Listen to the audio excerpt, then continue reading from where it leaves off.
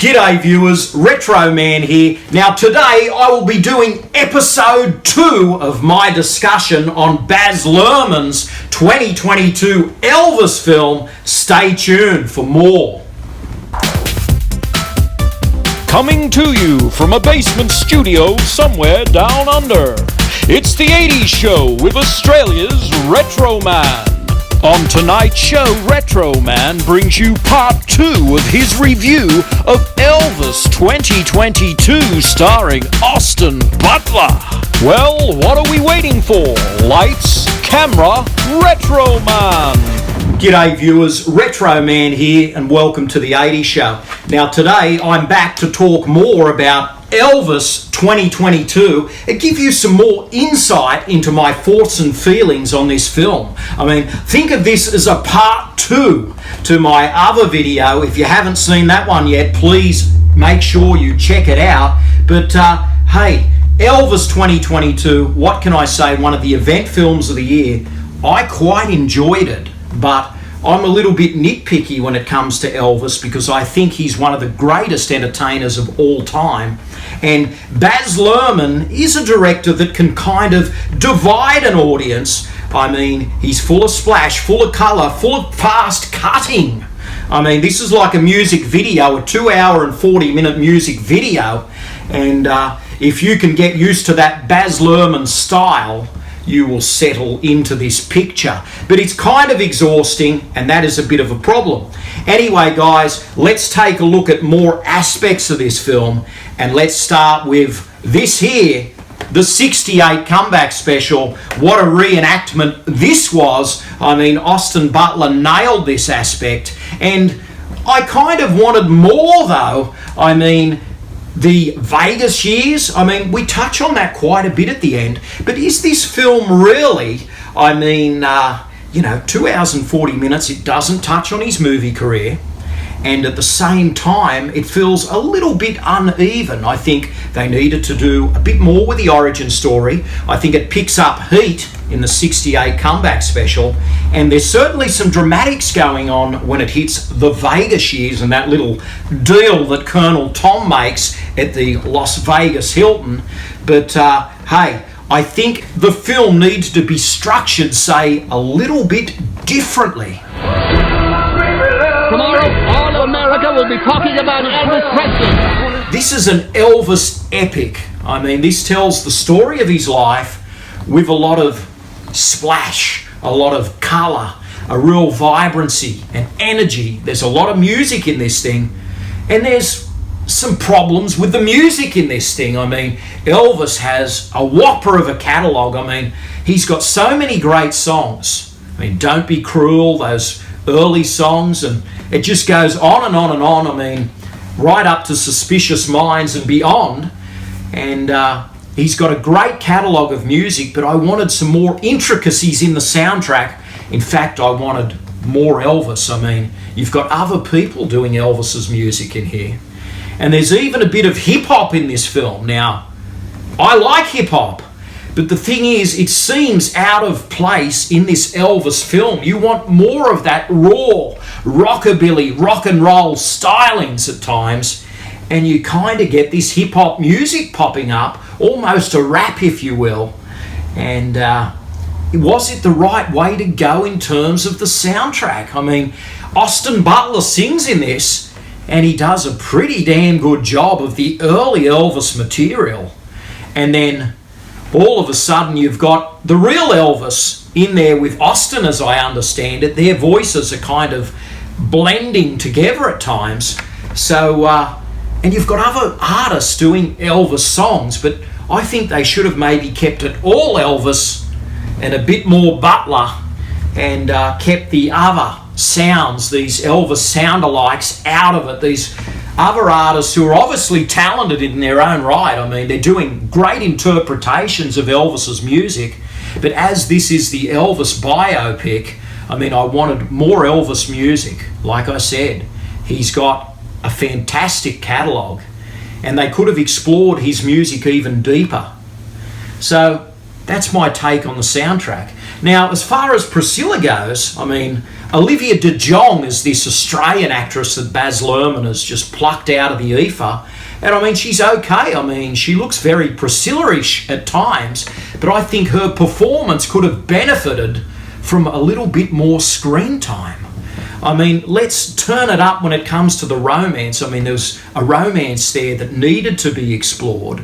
I mean, yes, this is not Elvis and Me, the Priscilla Presley story, but Priscilla had such an impact on Elvis's life. I mean, she was the girl out of many that he could have married, and I wanted a little bit more ignition there between the two, some more spark between Elvis and Priscilla.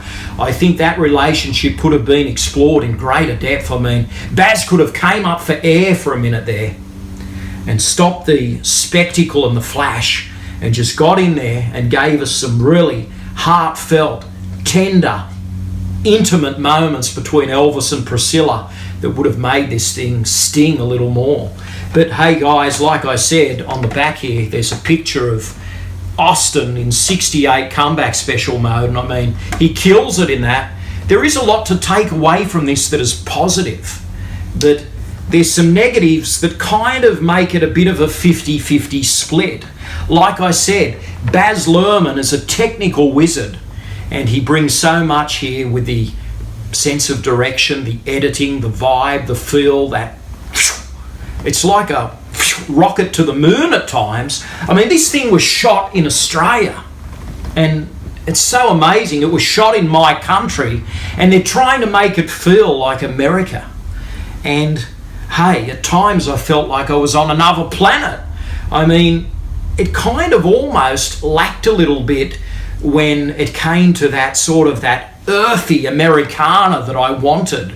You could tell that there was a lot of sets. It was very stagey. You could tell that it kind of wasn't that Americana that was needed to tell the Elvis story. I mean, Elvis is, in a sense, Elvis is a big slice of America in the 50s, the 60s and the 70s. He was the man. He was the pop culture icon. And this film shows the roller coaster whirlwind nature of it. But somehow there's a fantasy aspect, like I said, the superhero aspect to this thing that kind of takes away from the grit and the heart and the soul. But I enjoyed this film still, nevertheless. I mean, this is a hurricane of a film. This is 2 hours and 40 minutes. This is the Elvis biopic for 2022. And now what I'd like to see really is another director's take on it. Maybe they can come up with another script that looks at other aspects of Elvis's life, because this one is kind of through the lens of Colonel Tom. And I wanted it to be more about Elvis. I wanted him to step up more. I wanted to see Elvis interact with the Memphis Mafia. You know what I mean? His buddies, the guys. I mean, I wanted to see that cool rapport between them.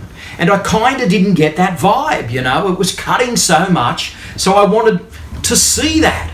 And I wanted to see him go out and buy those cars, you know what I mean? And I wanted to see those more intimate moments with his family. And I wanted to see those more intimacy with him and Priscilla. And I wanted to see how these songs came about, these magnificent songs that you put the record on today, I mean, and they still sound as fresh as ever. They might put me in jail for walking across the street, but you're a famous white boy. So Austin Butler's performance here is solid. I mean, there's talk of Oscars, and when I say that, I mean, let's look back a couple of years. Rami Malek won a Best Actor Oscar for his portrayal of Freddie Mercury in Bohemian Rhapsody. So who knows? I mean, if Austin Butler is nominated for this thing, I think he's up with a good chance of winning that gold statue, because, I mean, hey, he really embodies the essence of Elvis, and you can't complain about his performance. I mean, he nails it, plain and simple. We just wanted a little bit more in the dramatic sweepstakes, so maybe that might work against him. But in terms of movement, in terms of voice, in terms of just that swagger, I think once you put the outfit on him, he got it right. So if Rami Malek can do it for the Queen movie, who knows? Austin Butler may be able to get the gold statue for Elvis. I'm just putting it out there, guys. And if he does win, look at it this way. I mean, there's a lot of Elvis impersonators out there. It really is a win, not just for Austin Butler, but it's a win for every person who has ever decided to pay tribute to the King and impersonate this great entertainer. So that's my little take on it. But I have so much more to say about this film. I mean, I think I'm going to have to come back for a third episode. I didn't think I was going to come back for a second, but I mean, I must admit my head is still spinning. So I will be back for more on Elvis 2022. Look out for episode 3. And I'll give you some more insight. I'll just sort of think a little bit more about this film and just give you the details, guys, the lowdown, and let you in on my inner thoughts on this film, because there's just so many. And this is just after the first screening. So, hey, this is Elvis 2022. You're watching The 80s Show, and it's an absolute pleasure talking about Elvis once again. Please like, comment, and subscribe, and hit that little bell, guys, so you're notified when my next episode pops up. Until next time, this is Retro Man, living the dream, 80s style. Stay gold. The greatest show on earth. Thanks for watching. Retro Man will return faster than a boomerang and more exciting than Baz Luhrmann's biopic. Well, that's all right, Mama. Please subscribe and good night, viewers.